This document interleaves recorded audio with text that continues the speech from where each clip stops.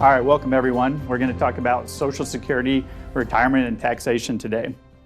So quick disclosure, everything that we're presenting today is true and accurate to the best of our knowledge, but we are not with the IRS and we are not CPAs, so we need to make sure and get that disclosure in there.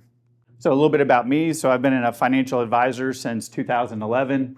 I started with a company in Overland Park, Kansas, and specialized in retirement plans for the first 7 years of my career. I'm a member of the Association of Financial Consultants, and then I attended Baker University and got a bachelor's degree there. I've also done some additional schooling with the National Social Security Advisors, and that's very specific to learning more about Social Security and the rules and regulations that go along with that. And then I was born and raised in Gladstone, Missouri. So this is my lovely family. So they are the why I can't get to sleep at night, why I wake up so early in the morning, and why I go to work every day to get this gray hair. A little bit about the company. So I started the company in 2012. Tax Favored Retirement is a DBA for APS Ventures, which is the original company name. We are a fiduciary. So has anyone heard the word fiduciary in researching your retirement topics? It's pretty important, and we'll talk about that here in a little while. We're investment management and insurance licensed, and we're registered in the state of Missouri. And right now there's 4 other advisors besides myself that work for the company. So our agenda for today is going to be broken down into 3 main components. We're going to talk about Social Security, and then how Social Security affects income, and then lastly, how all of that rolls into taxation. So to start on Social Security, who's eligible? So you need to have 40 credits in order to be eligible to receive Social Security. You get 1 credit if you earn $1,810 in 1 quarter, okay? So then annually, if you earn $7,240, you can get all 40 credits. The other thing to be eligible is you need to be age 62. Now I put a little star next to that because there's one exception to that, which we'll cover later on. Okay, so how is it calculated? It is the federal government, so there are going to be a lot of acronyms thrown out here. So I'm going to explain each of these in detail as we go through the presentation. So the first one we're going to discuss is AMI. So AMI is your averaged index monthly earnings, and then that's going to relate to your PIA, or your primary insurance amount. And last but not least, we're going to use your FRA, which is your full retirement age, to complete the calculation for your Social Security. Okay? So AMI explained. So what the administration is going to do is they're going to index every year of your earnings up to your age 59. And when I mean index, they're going to take all those years from the past, and they're only going to index up to, or inflate or adjust up to your age 59. So the years after you turn 59, those still count towards your total earnings, but they're not going to inflate or adjust those numbers. They're just going to use them as it is. So up to age 59 is indexed for inflation, and then they're going to take the highest 35 of those years to create your average. So divide those out by 12 to get your AMI. So the next thing they're going to do is they're going to take that AMI and run it through the bin point system. So in this example, I'm going to use an $8,000 AMI up here at the top, and we're going to run it through. So the first level is the first $1,226 is calculated at 90%. Then the next level is from the $1,226 up to the $7,931 is calculated at 32%. And then lastly, the third level is the final $69 in this example is calculated at 15%. So as you can see, a lower wage earner is going to receive a higher percentage of their total income in Social Security benefits, whereas a higher wage earner is going to run through this calculation and receive less as a total percent of their highest average. Okay. So in this example, with an $8,000 AMI, the total primary insurance amount is $3,259. All right, the next thing we're going to do is run through this simple graph to figure out what is your full retirement age. So your full retirement age, you just pick the year of your birth and run down, and that's what your full retirement age is. And just to go through a couple things, all of this information is provided on your Social Security statement. So if you've gotten one recently, generally on the front page, there's all of this information where they've already calculated all this out for you. Okay. So filing before your full retirement age. So we ran through all those numbers so that we could get a baseline, which is the primary insurance amount here in the middle of the 3,000. And in this example, the person's full retirement age is 67. So if you want to retire early and take Social Security prior to age 67, you can do that, but then there's a reduction in the benefit, as you can see in the red numbers. So for each year that you file for Social Security prior to your full retirement age, there's going to be a reduction. On the other side of that, if you decide you're working at 67 and you're having a good time and you don't want to quit or take Social Security, you can actually get a credit, and it's a delayed retirement credit, or DRC. So each year that you don't take Social Security, that's actually going to grow from your PIA amount at 8% simple, okay? And then in the yellow down here, I put there's no increase beyond age 70. So if you're still working and you're not interested in taking Social Security at 70, you don't have to. It's just not going to grow and compound anymore from that point, okay? All right, so one of the things that I like to do is a break-even analysis. This has helped quite a few of my clients to understand the timing aspect of when is it better to wait for that higher amount, or should I just take it now and start getting some payment? On this break-even analysis, I've got a lot of numbers up here, so I'm just going to kind of walk through the idea of what we're trying to do here. What I did is at age 62, I started somebody with a cumulative amount of $15,120 per year if they took Social Security at age 62. And then what I did was I said, well, what if they waited 5 years? And so if they waited till 67, that 15,000 number now became 21,600. So you can see as they waited, they were getting more in a benefit per year. But then there's 5 years where they didn't get payments. And so what I've done is I've run out the cumulative number going all the way to age 78, and that's when you have this break even or crossover. So by not taking it for those 5 years, it took 12 years for them to catch up on a dollar for dollar basis to get the same amount out of Social Security.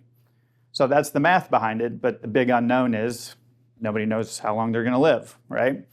So some clients I have are very adamant about, I am definitely going to live this long because my parents did, and I have other people that are, I'm definitely not going to live that long. So that could be something that comes into your break-even analysis of your own longevity, is how long do you think you're going to live, and make a decision based on some of that information.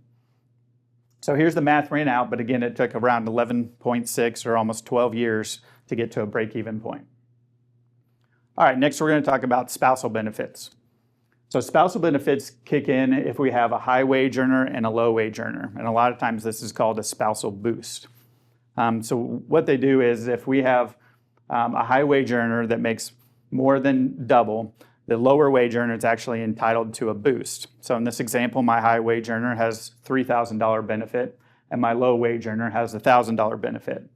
So this entitles the lower wage earner to up to $1,500 in benefit. Now notice I said up to.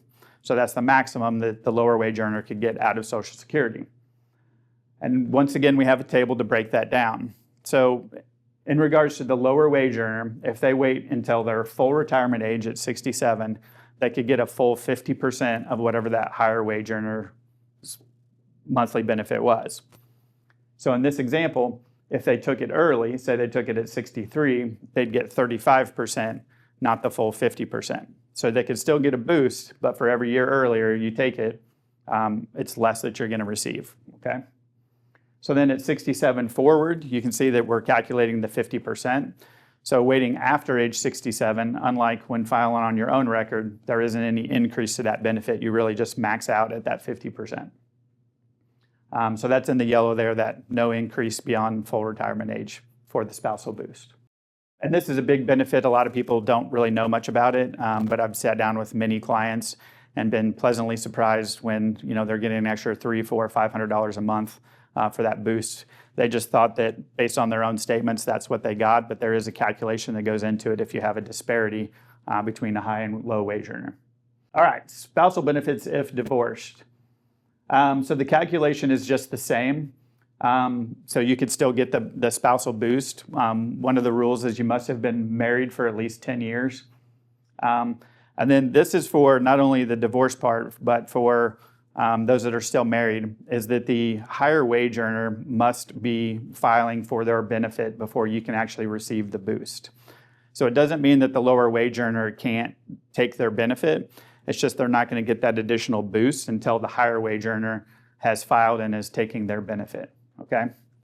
Divorce, if you're not on speaking terms with that ex-spouse, you can actually contact the Social Security Administration and you can ask them, you'll need to provide some information to them, name, marriage certificate, divorce decree, date of birth, Social Security number, and then they will provide you with the information of yes or no, that higher wage earner has taken their benefits, so now you're entitled to that boost, okay? Survival benefits. So this is one of the easier rules out there. Survival benefits is if you have two people that are already receiving benefits, and if one were to pass away, how does it work? It's pretty simple. Basically, the lower check goes away, the smaller check goes away. So it doesn't matter who earned it, what the amounts are. You have a higher and a lower amount, the lower amount goes away and the higher benefit stays, okay? Told you that one was easy. Easiest rule in the book.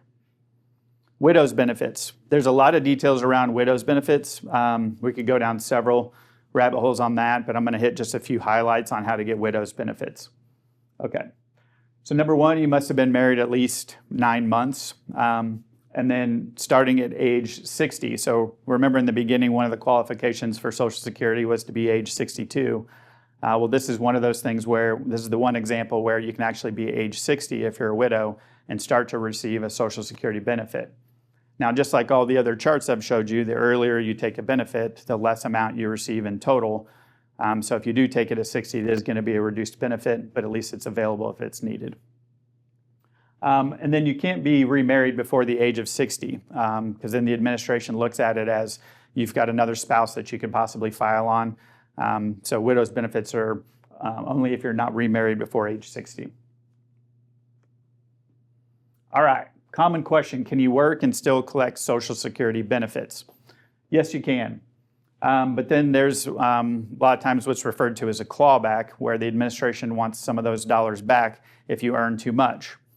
So in the way that it's set up right now in 2025, if you're not at your full retirement age and you're taking a Social Security benefit and you're still working, if you make over $23,400, they're going to claw back $1 for every $2 you earn over that threshold, okay? So technically, if you earn too much, then they're going to pull back some of that Social Security benefit and they're going to want it back. And then if you're at your full retirement age, then that number is going to change. So the equation is going to get a little more friendly. So they're going to claw back $1 for every $3, and then that amount goes up to $62,160. So the amount that you can earn goes up, and then the clawback becomes a little bit less as a percent. So then once you've reached your full retirement age, at that point you can earn pretty much as you want, and they're not going to pull back any Social Security. Now, one thing I need to clarify on this clawback of Social Security is that money is not gone forever. So when they take that money back from you, they are going to return it to you after you reach your full retirement age. And so they'll actually increase your benefit for several months until that money is essentially paid back to you. So it's not gone forever. They just don't want you double dipping at that point and earning a full wage and getting full Social Security at the same time. But again, once you get past your full retirement age, you can earn as much as you want, and it will not affect Social Security. All right, some changes to Social Security. So every year there's a cost of living adjustment. The cost of living adjustment is based on CPI-W. So we're looking at Consumer Price Index, and then the W portion is we're looking at wages. So one of the other changes for 2025 is that we had a change in the earnings threshold. So those amounts that we just talked about for the clawback have gone up. The next one is the max benefit is also increased, but the max benefit is increased because they're also taxing more of our check in total for Social Security. It's gone from $168,600 to $176,100 is the maximum amount of wages that they'll tax for Social Security. So as they're taxing more, then the max benefit is also going up, okay? So these are some of the changes here in 2025. Not that there are changes made every year, but it's good to pay attention, especially if you're not on the cusp of retiring right now. Some of these things could change quite a bit before then. All right, another big question, is my Social Security taxed if I'm retired? So next we're going to go through the provisional income calculation. It sounds really official, but we'll go through how it's calculated. So the first part of the calculation is they take 50% of your Social Security, and then they're going to add in any ordinary income, any dividends or capital gains, and then any non-taxable interest. So a lot of people question, well, what's non-taxable interest?